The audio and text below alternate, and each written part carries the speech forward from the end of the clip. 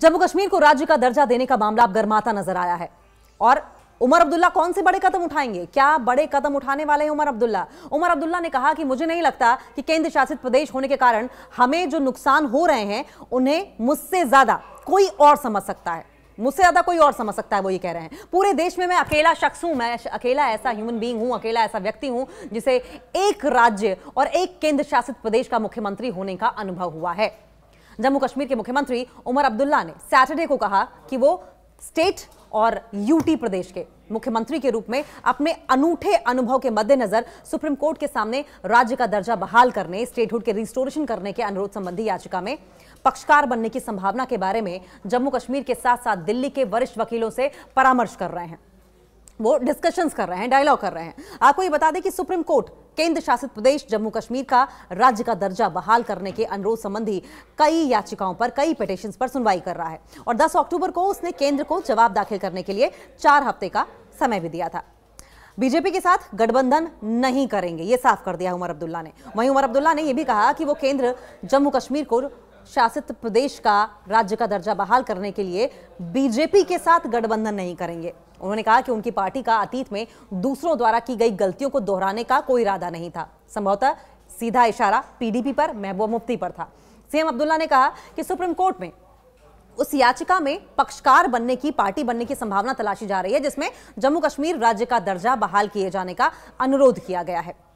और अब मुख्यमंत्री उमर अब्दुल्ला ने बीजेपी पर निशाना साधते हुए कहा है कि बीजेपी को ईमानदार होना चाहिए, ऑनेस्टी दिखानी चाहिए बीजेपी को। उमर अब्दुल्ला ने कहा कि अगर राज्य का दर्जा बहाल करना बीजेपी के जम्मू कश्मीर में सत्ता में आने पर निर्भर है, डिपेंडेंट है, तो राष्ट्रीय पार्टी को ईमानदारी से ऐसा करना चाहिए, ऐसा कहना चाहिए। उन्होंने ये भी कहा कि अगर लोगों के साथ ये समझौता किया जाना है तो बीजेपी को ईमानदार होना चाहिए, क्योंकि बीजेपी ने अपने घोषणा पत्र में संसद, पार्लियामेंट और सुप्रीम कोर्ट से किए गए वादों में कभी नहीं कहा कि राज्य का दर्जा जम्मू कश्मीर में बीजेपी के सत्ता में आने पर निर्भर है।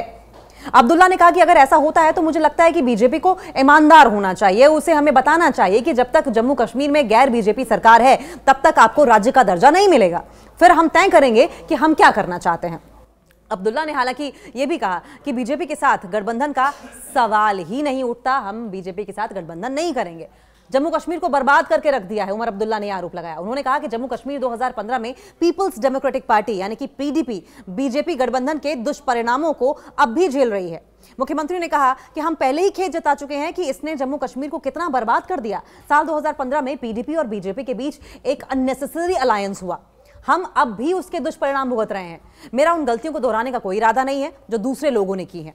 ये पूछे जाने पर कि क्या उन्हें राज्य का दर्जा बहाल करने के मामले में सुप्रीम कोर्ट से कोई उम्मीद है, अब्दुल्ला ने कहा कि हमें उम्मीद रखनी चाहिए, लेकिन यह भी सही है कि कहीं ना कहीं पहलगाम को राज्य का दर्जा बहाल करने से जोड़ा जा रहा है।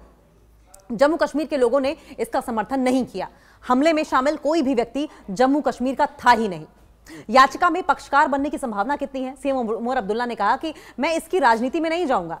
संसद में बार बार कहा गया है कि 3 चरण है, परिसीमन, चुनाव और राज्य का दर्जा। 2 कदम उठाए जा चुके हैं, अब हमें उम्मीद है कि तीसरा भी पूरा हो जाएगा। उन्होंने कहा कि वो राज्य और केंद्र शासित प्रदेश के मुख्यमंत्री के रूप में अपने अनूठे अनुभव, अपने डिफरेंट एक्सपीरियंस के मद्देनजर सुप्रीम कोर्ट के सामने राज्य का दर्जा बहाल करने के अनुरोध संबंधी याचिका में पक्षकार बनने की संभावना के बारे में जम्मू कश्मीर के साथ साथ दिल्ली में सीनियर वकीलों से परामर्श कर रहे हैं, बातचीत कर रहे हैं, डिस्कशन कर रहे हैं।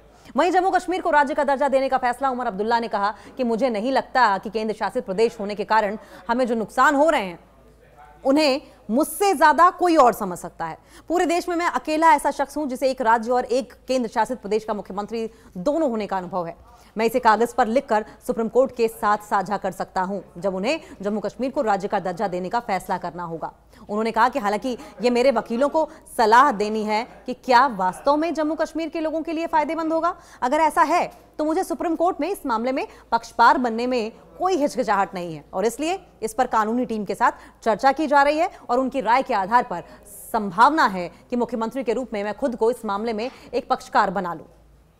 इसके साथ साथ महाधिवक्ता की नियुक्ति के अधिकार पर भी बात हुई, जिस पर केंद्र शासित प्रदेश में शासन की दोहरी प्रणाली में जो भ्रम है, जो डाउट्स हैं, उसको उजागर करते हुए सीएम उमर अब्दुल्ला ने कहा कि उन्होंने पदभार ग्रहण करने के लिए कुछ दिनों के भीतर ही महाधिवक्ता यानी कि एजी की नियुक्ति कर दी थी, क्योंकि यह पद सरकार का कानूनी चेहरा है। नेशनल कॉन्फ्रेंस यानी एससी के उपाध्यक्ष ने कहा कि हमने सत्ता में आने के कुछ ही दिनों के भीतर एक एजी नियुक्त कर दिया था। हमने मौजूदा एजी को पद पर बने रहने के लिए कहा था, लेकिन उन्हें कार्यालय न आने के लिए कहा गया। टेक्निकल तरीके से अगर देखा जाए तो हमारे पास एक एजी है, लेकिन उन्हें काम करने की परमिशन ही नहीं दी गई है। सीएम अब्दुल्ला ने कहा कि उनका मानना है कि महाधिवक्ता की नियुक्ति का अधिकार निर्वाचित सरकार के पास है, जो चुनी गई सरकार है उनके पास ही है। उन्होंने कहा कि एजी की अनुपस्थिति, उनकी एब्सेंस हमारे लिए अच्छी नहीं है। वो सरकार का कानूनी चेहरा है। लद्दाख में हाल में हुए संकट पर उन्होंने कहा कि ये दुर्भाग्यपूर्ण है, क्योंकि वहां के लोगों से वादे किए गए थे, लेकिन उन वादों को पूरा नहीं किया गया। इसके अलावा लद्दाख पर क्या बोले हैं मुख्यमंत्री उमर अब्दुल्ला? उन्होंने कहा कि लद्दाख में ये जो संकट है ये अत्यंत दुर्भाग्यपूर्ण है। वादे किए गए थे जिन्हें पूरा नहीं किया गया, और ऐसा लगता है कि ये एक प्रथा बन गई है। खासकर जम्मू कश्मीर के मामले में लद्दाख के लोगों को 6ठी अनुसूची में शामिल करने का वादा किया गया था, लेकिन उन्हें दिया नहीं गया। लद्दाख के लोगों को परेशानी में डाल दिया गया। क्या आप जम्मू कश्मीर के लोगों को भी मुश्किल में डालना चाहते हैं? अब्दुल्ला ने कहा कि अगर वादे किए गए हैं तो उन्हें पूरा भी किया जाना चाहिए, नहीं तो वादा किया ही नहीं जाना चाहिए था।